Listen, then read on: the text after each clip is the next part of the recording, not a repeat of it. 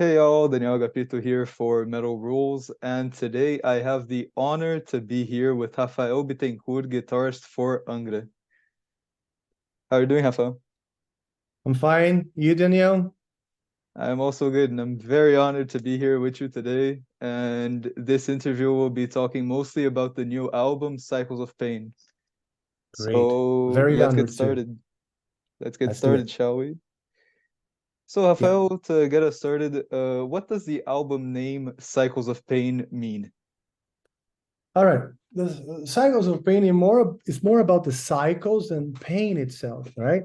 It's not that we're describing different different kinds of human pain. It's more like we realizing that pain, as much as we avoid it, is something that we have to endure in life.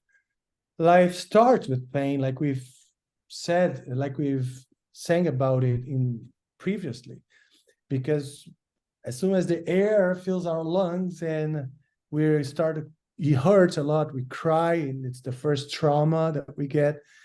The mother, when we're born, is like all worn out and tore apart by pain and stuff.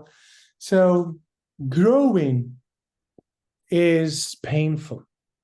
So this is like a message for younger generations who are now finding difficulties, to to face the frustrations, to to position themselves socially among the friends and society in general.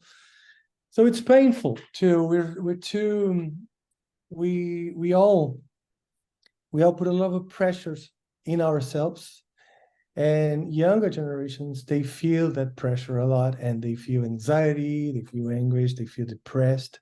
So it's a way of saying pain is there for everyone, and we, like, as artists, as rock stars, we all suffer, we all are hurt somehow. So it's a way to connect and give some comfort to people too. For sure, for sure.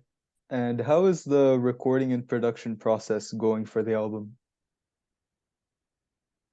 Well, it was fun, it was smooth, it was fast, although the album is very challenging, arranging wise, because all the arrangements, they're very complex, and a wide range of music styles, that we have in the album, within the album, different emotional moods that we try to express ourselves. So it also needs a lot of depth and deliverance, from ourselves into the work. But it's worth it. It's all worth it. What does this album mean and signify for the band?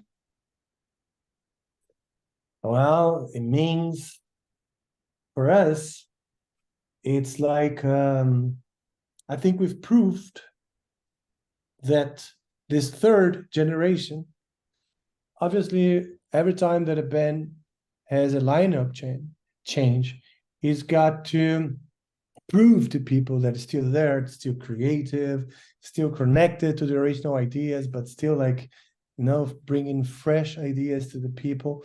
So it's always hard to prove yourself after so many lineup changes. So I think it's a huge accomplishment of, um, I mean, of consistency, of this third lineup. So it means for us a lot. I have a personal meaning for me, because I really wanted to prove to people that we're still there, and also for us as a band, because, for the guys, I really wanted to have an album, the meaningful album that would make everyone proud of these guys that are so willing to dedicate themselves into Angra. that I really wanted. They deserve. I've seen it all in Angra. I've seen many successes and ups and downs, but I really think because of these guys, because of how dedicated they are, I think they deserved a very, very good album and a lot of success in Angra. Yeah, for sure. And about this lineup change, what can we expect sonically, lyrically, stylistically with the album? Is it going to follow the same line as Omni and Secret Garden, or are we going to experiment?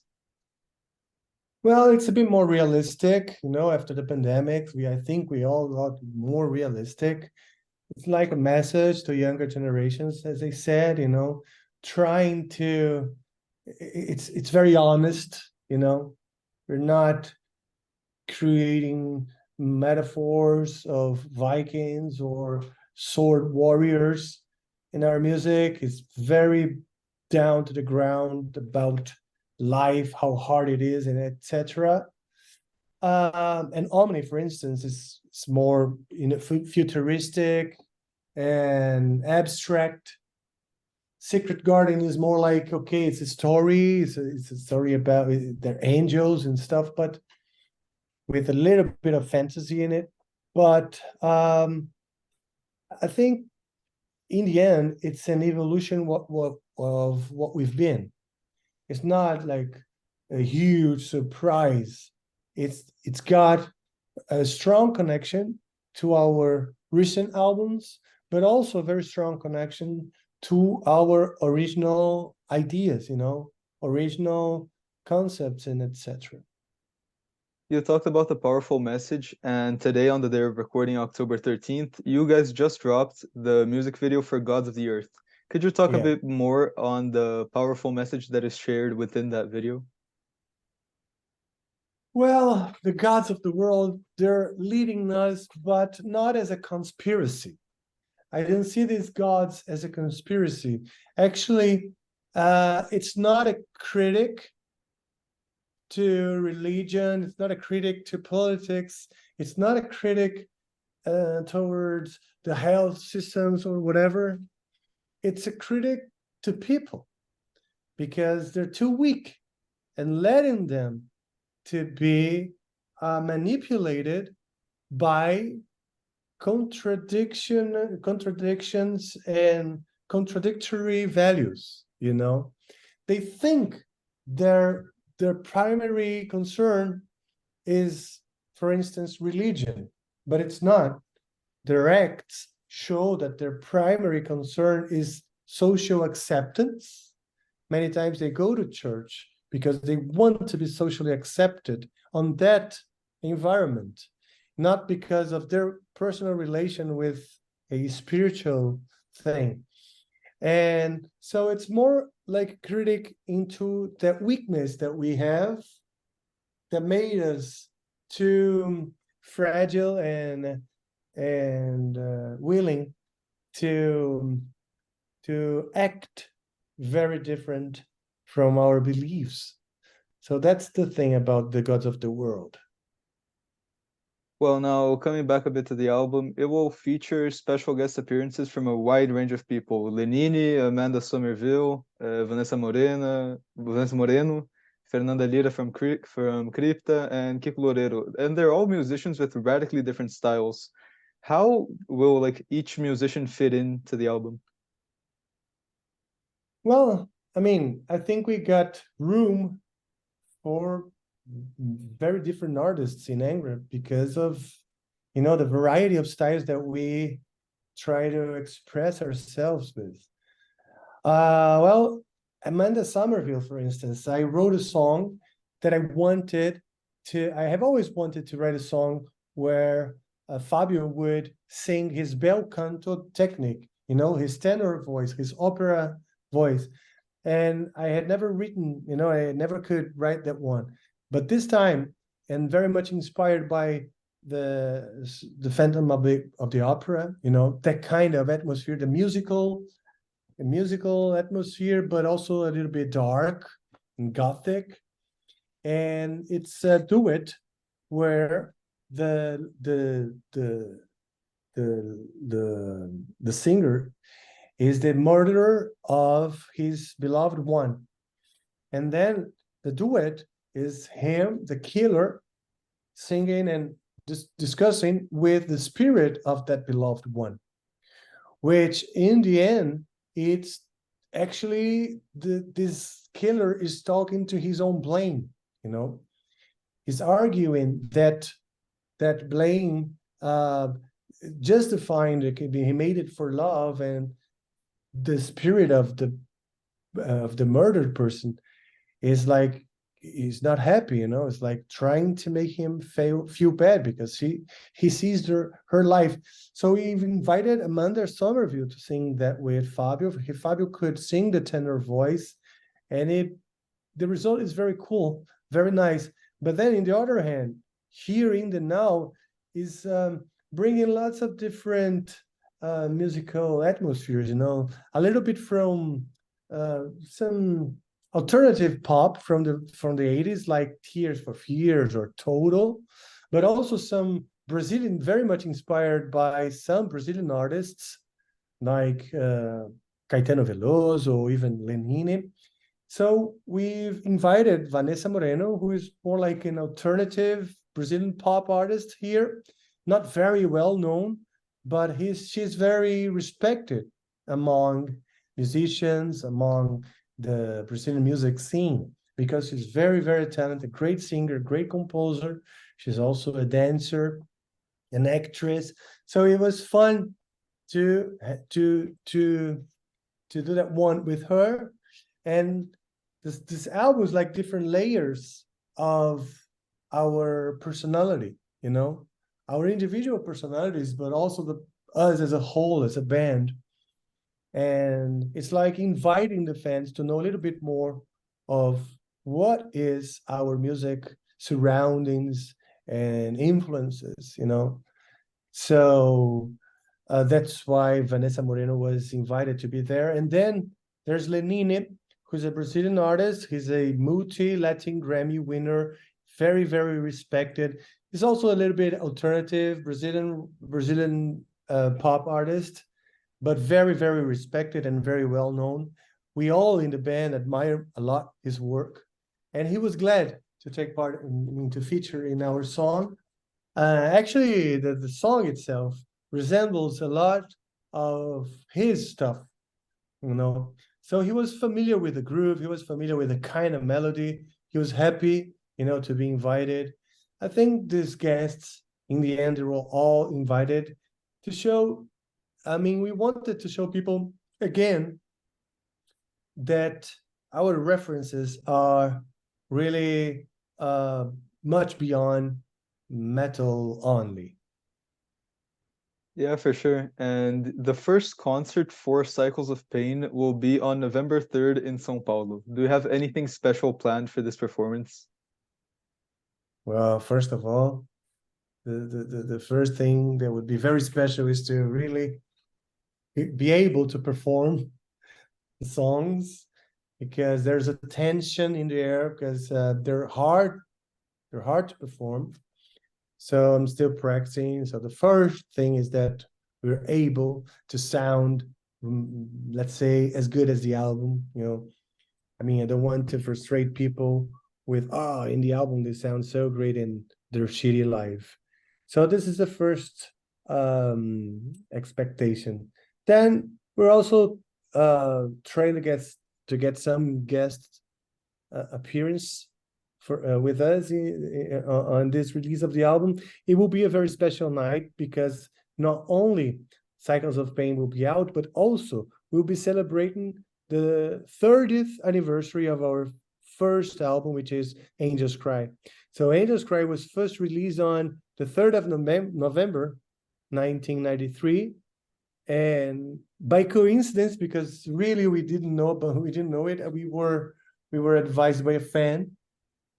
He asked us, "Are you guys? Oh, great marketing plan! You guys are releasing the album the same date."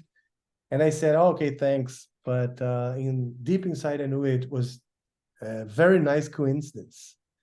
So it will be a special night only by playing it live and I mean, celebrating also the past and the future, the encounter of the past and the future. So it's a, I feel very good vibe for this concert. You said about this encounter of the past and the future. How would you say Angra has evolved over its like 30-year history?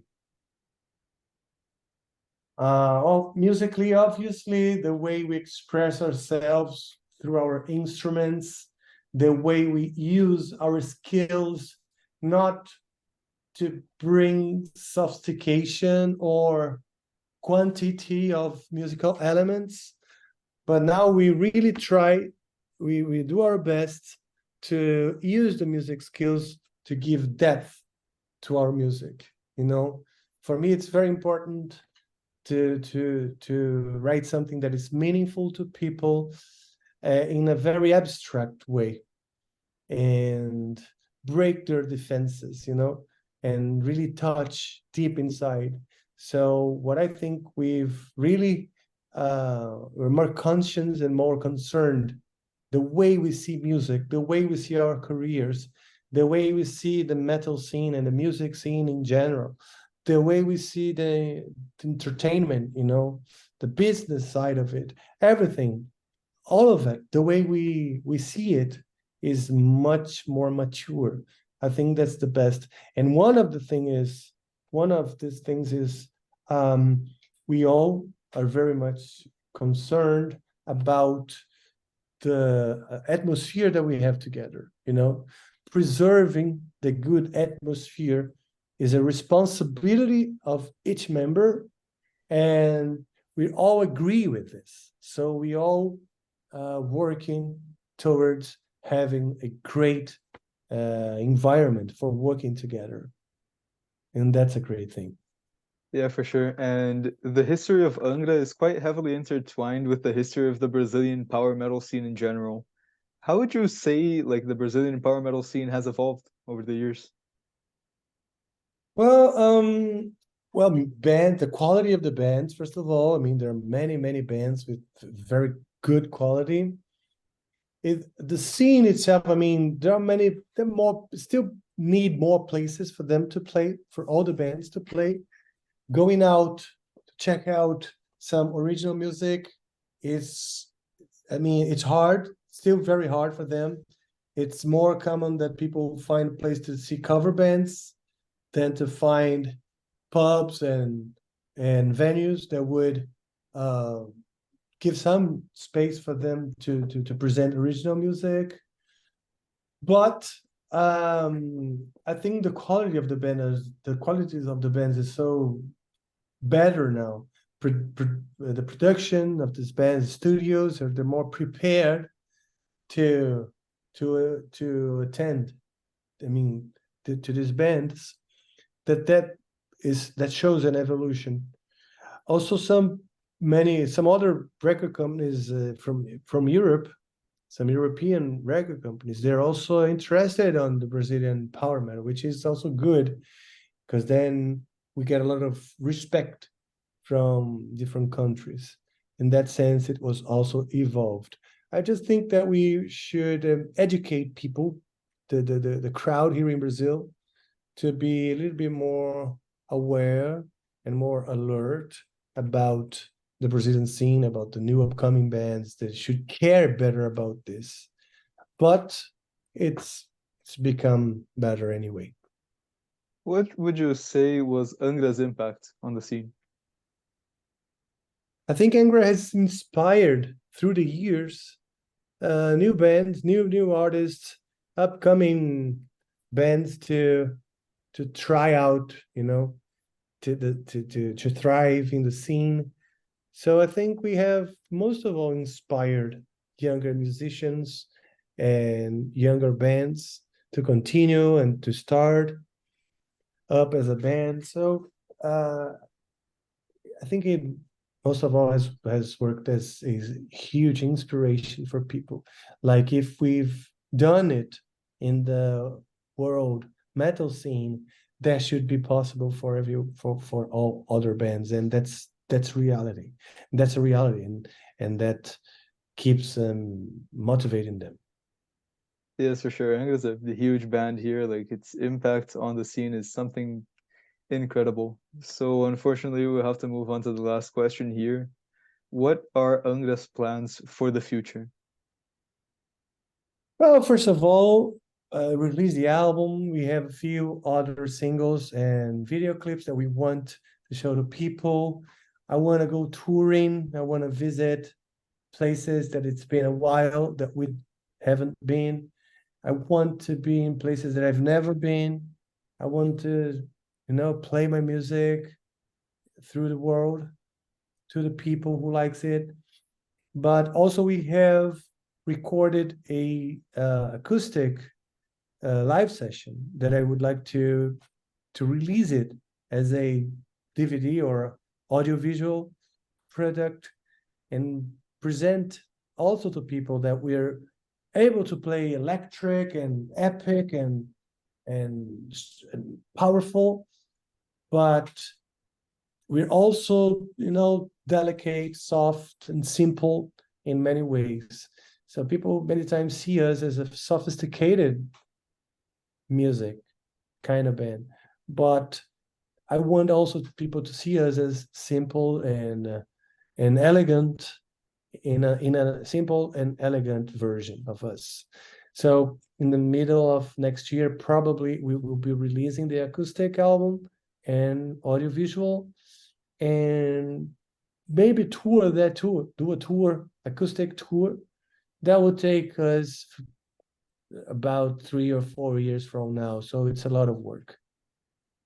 Well, for sure. And that's it. Thank you so much for your time, Rafael.